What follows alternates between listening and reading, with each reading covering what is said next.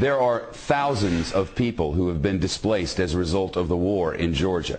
Tens of thousands, even hundreds of thousands if you believe reports. Among the unfortunate civilians caught in the crossfire in this conflict, a 12-year-old girl from outside San Francisco. Amanda Kokoyeva was in South Ossetia for a month-and-a-half-long visit with her relatives. She was with family members in a cafe, and all of a sudden, bombs were falling outside. A 12-year-old girl. She spent the night in her uncle's basement.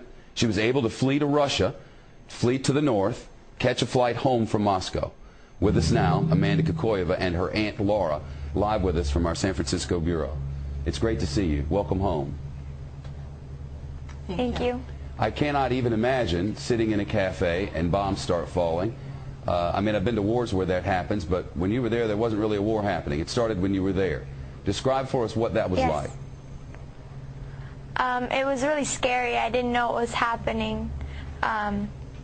We were just sitting normally, and everybody from outside started running in, and it was just so scary. Where did you go? What did you do?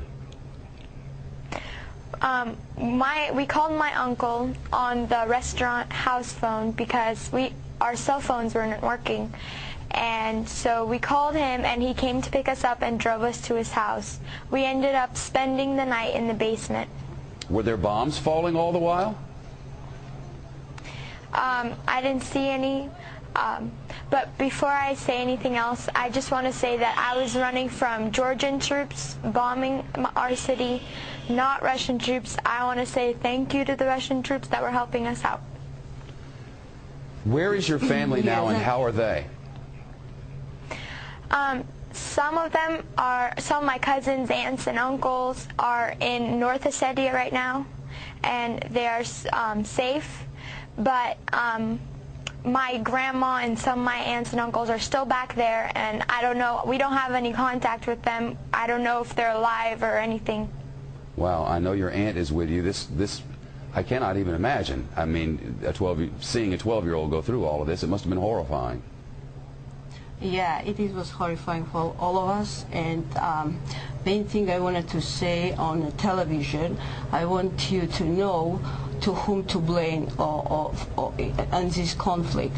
That's Mr. Saakashvili, who started this war, and Mr. Saakashvili, who is aggressor, and who in 2 days my people, Ossetian people, were killed and were bombed, and 2,000 people were killed in 1 day.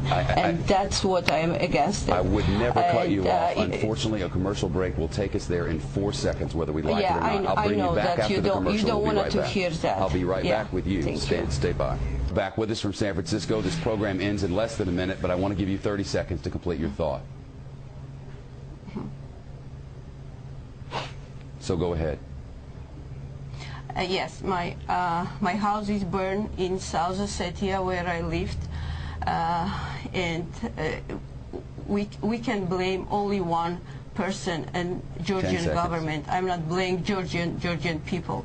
I'm blaming Georgian government, and he has to resign. Well, that's certainly what the Russians want. If I had more time, you would get it, but I have but 5 seconds. Thank you both. The young girl's a hero in San Francisco, and understandably, there are gray areas in war.